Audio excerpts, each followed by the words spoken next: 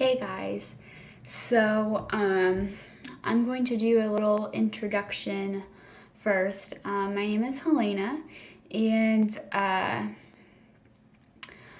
am doing this video to kind of,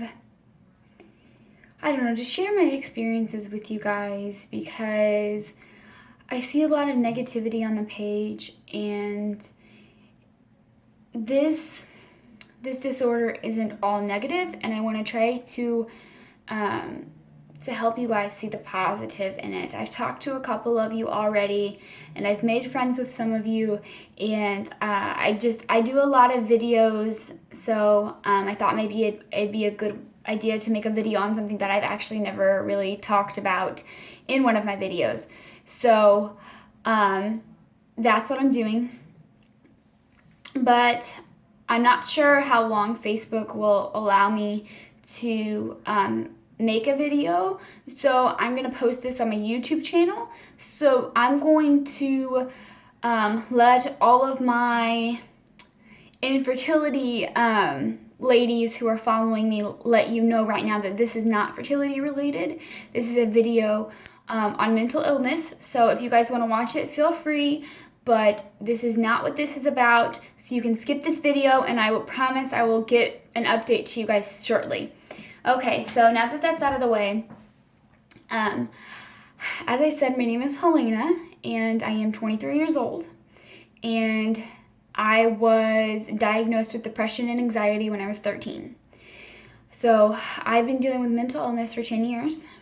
At first it was anxiety and depression, and then through different counselors and therapy and things like that, it had come to the diagnosis of borderline personality disorder, and that's what I've stuck with for the last 5 years, I want to say, is what they've diagnosed me with, along with the generalized anxiety disorder.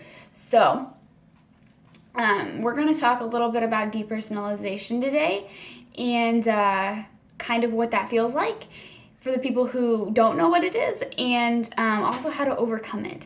So I'm going to try not to say a lot, and I do tend to ramble, so just kind of hang in there with me. I promise this will be informational for you guys, and I'm sure hoping that it's going to help. So let's see, where do I even begin with depersonalization? I guess I'll start with how I first got it.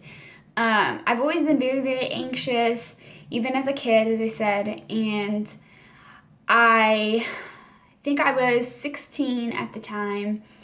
Marijuana was introduced to me, and I've always been very skeptical on medicine, drugs, alcohol, things like that. Even at that young age, I have a problem with lack of control.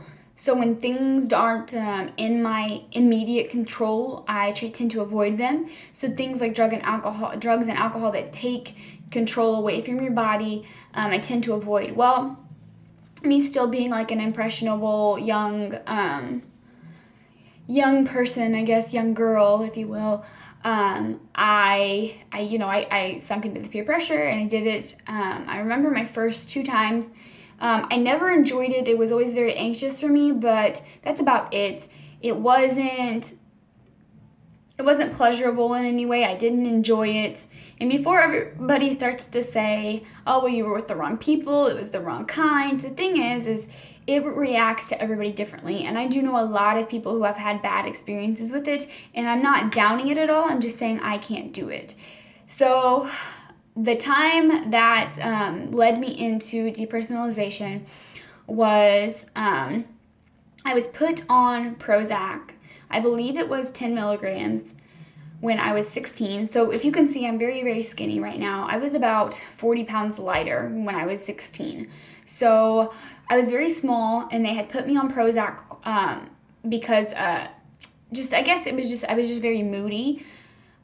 It wasn't even for an antidepressant. It was a regular doctor that had prescribed it for me. And I can't take pills. I can't swallow the pills.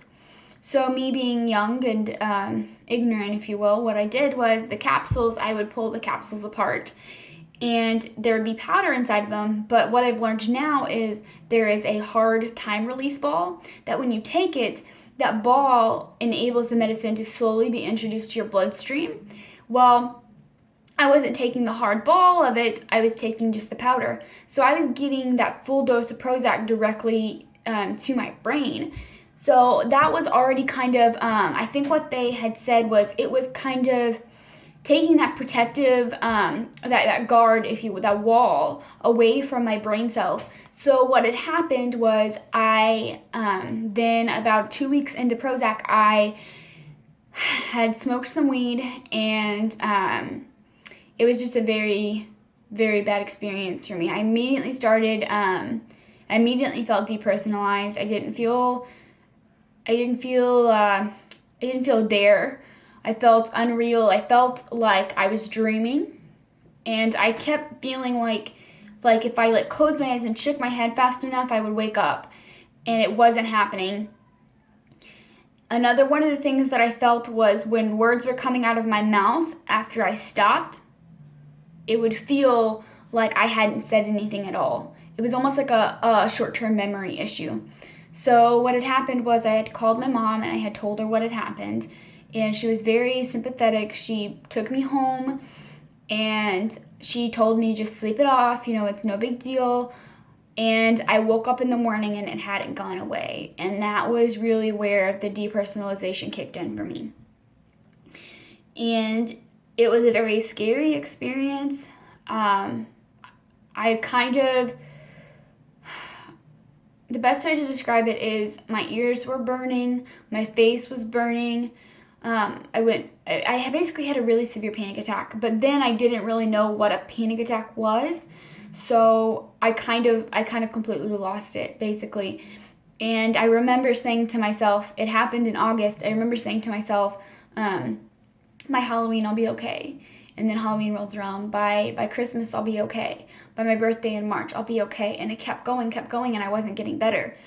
And eventually how I got over it, and this is going to be completely honest to you guys, so I'm not going to give you false hope. How I got over it is I just became too distracted with my life at the time. I forgot about it.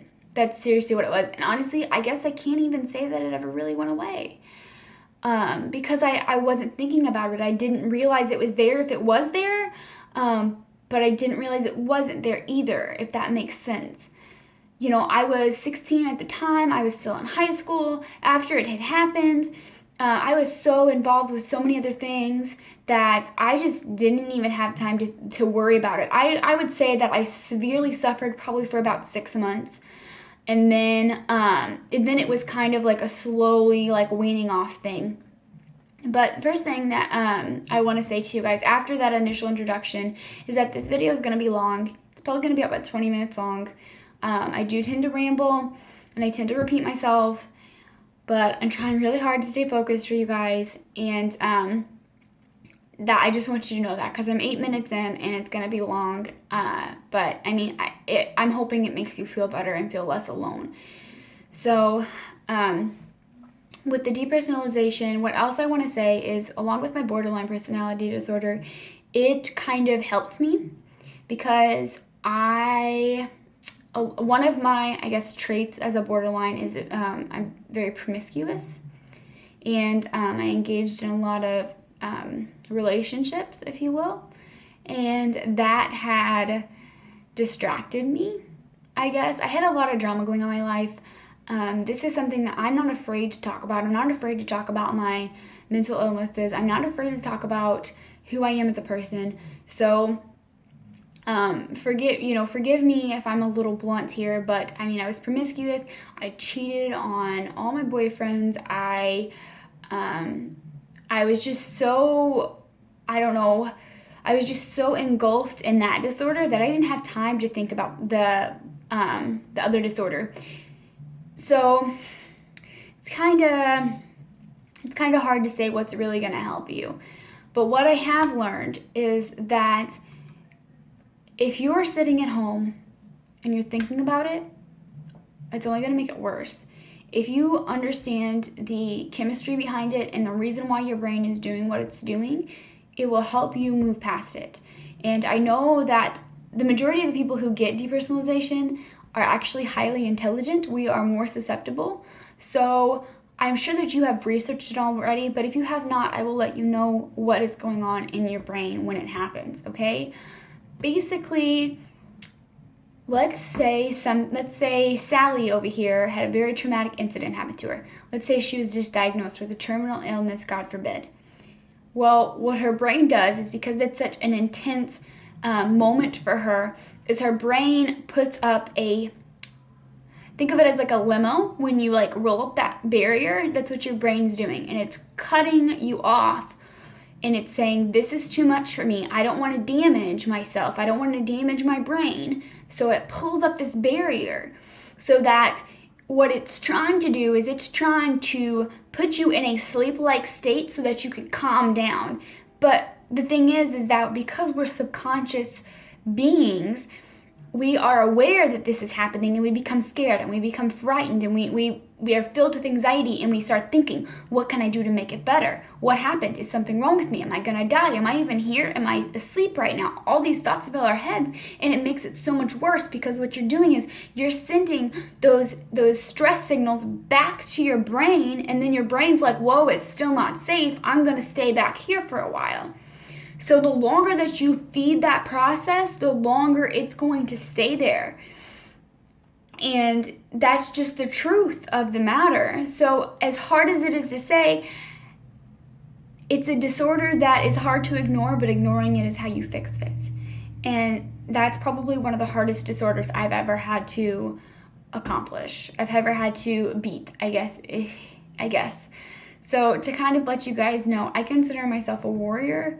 I have a lot of things wrong with me. I was diagnosed with polycystic ovarian syndrome when I was 16 as well, and basically I'm infertile in a way. I can still get pregnant, but it's very, very difficult. I also have endometriosis, which makes my chances of conceiving significantly less. I'm currently undergoing fertility treatments. Well, it was. I'm also being diagnosed, or in the process of being diagnosed. They think I have Crohn's disease. Along with that, I had to go to the ER all of last week, and that's what brings me up to today. So I'm going to pause on that right now, and I will come back to it.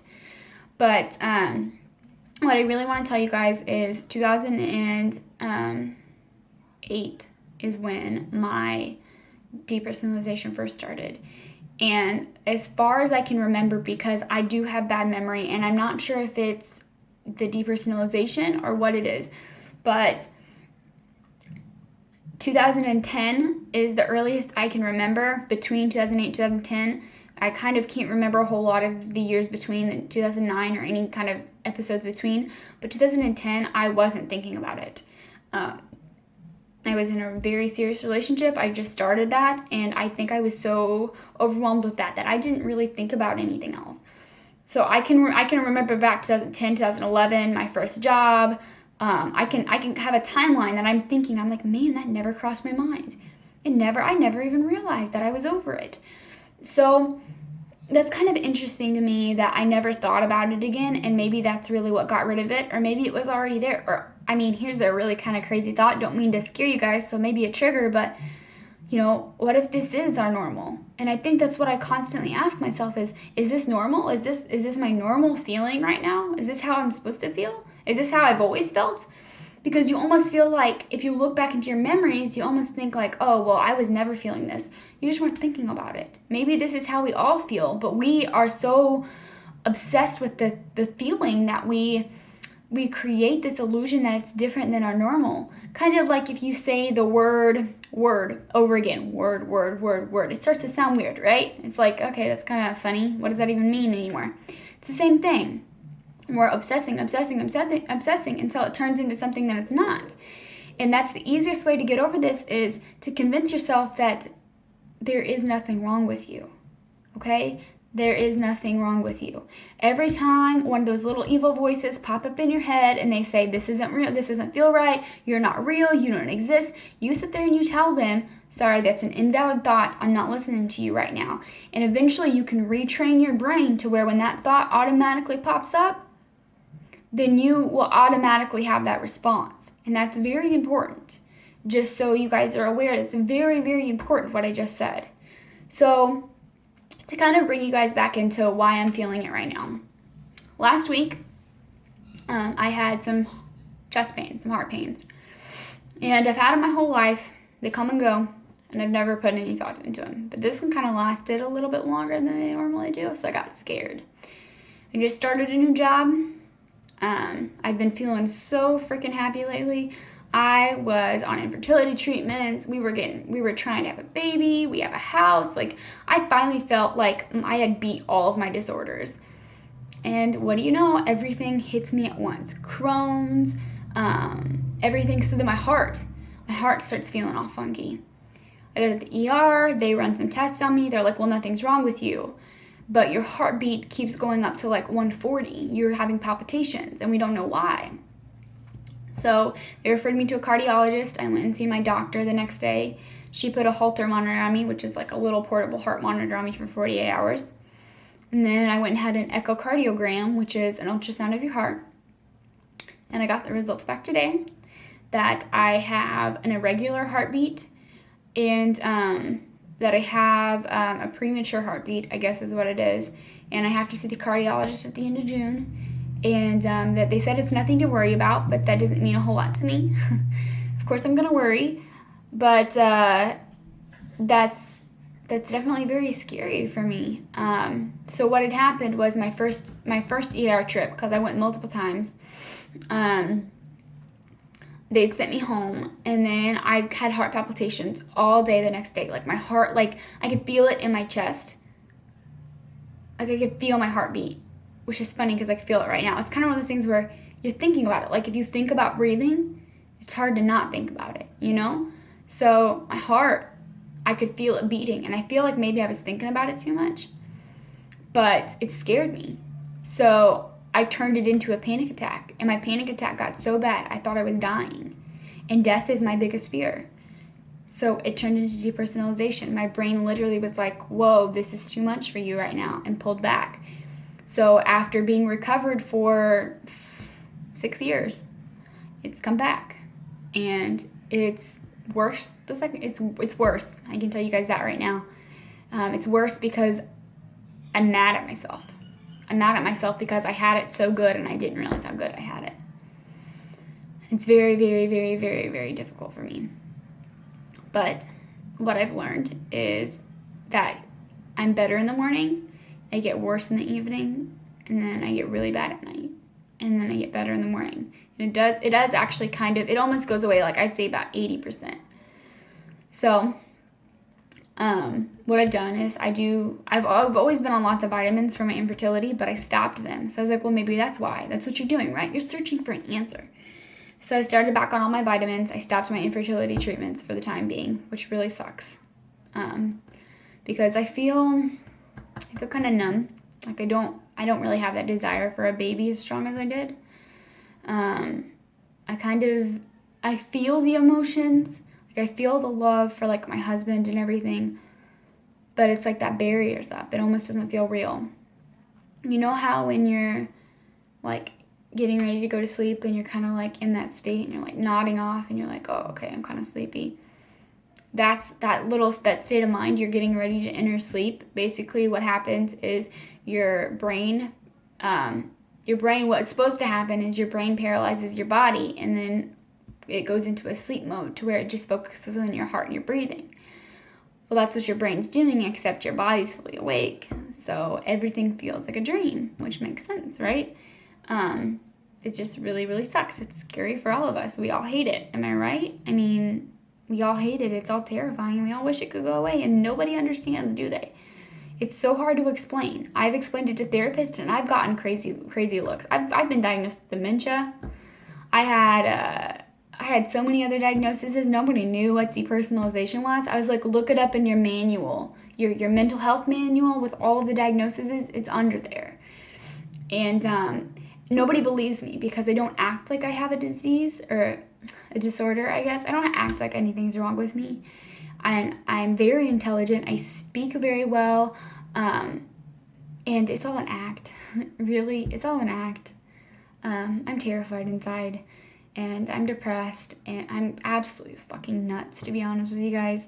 I mean, I'm borderline. I have a borderline personality. I talk to myself all day. It doesn't mean I have a split personality, okay? Just to get things straight. If you don't know what borderline personality is, don't assume what it is, because I have one personality. I just see black and white. Like, there's no middle ground for me. Like, it's either I love you or I hate you. It's either I'm sad or I'm mad. There's no, like, that in-between normal feeling, that neutral, like, oh, I'm doing pretty good right now. There's none of that for me. I'm constantly I'm either like freaking euphoria high, happy, or I am like rock bottom, suicidal, depressed. So, but I've recovered from that, I would say about 80%. And that's basically with lots and lots of therapy, 10 years of therapy, lots of mindfulness training, lots of meditation, and lots of practicing my deep breathing and pushing through my emotions. And that's what I'm going to have to do here with the depersonalization, and it sucks, but you got to get back to work with it.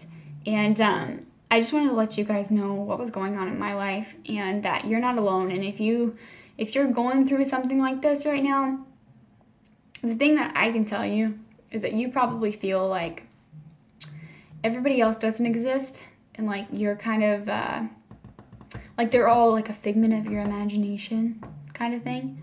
I can tell you right now that that's how I feel about all of you. And that's the crazy thing about it, is that's how I feel about all of you right now. I feel like I'm just dreaming. And you guys are watching this video and you're thinking the exact same thing about me. So, I mean, we all can't be dreaming about each other, right?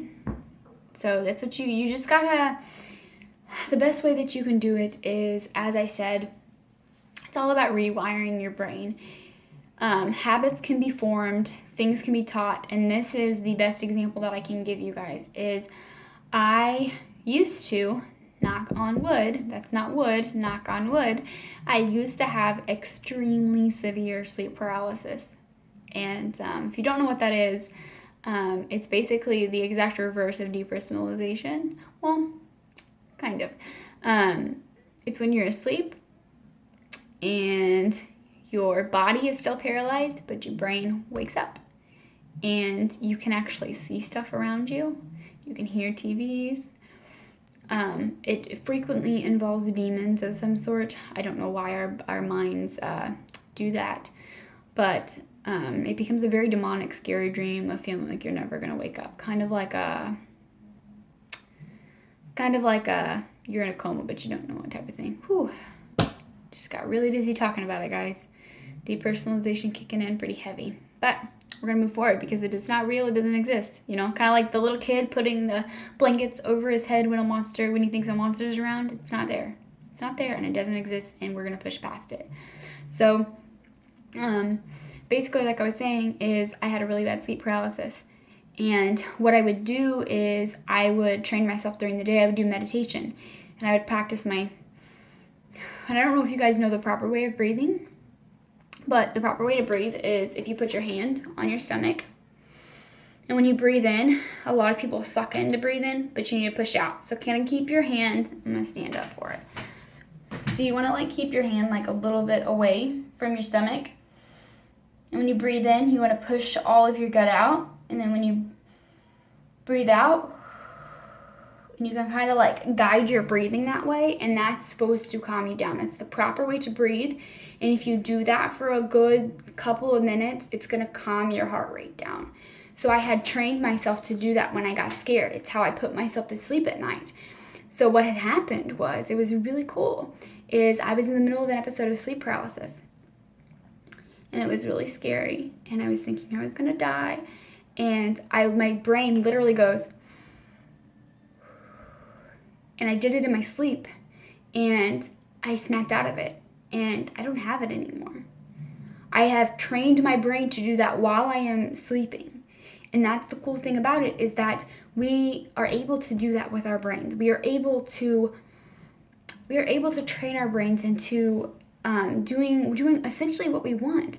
And think about it. If you think right now, oh, my knee hurts, and you obsess over it, your knee's going to start to hurt.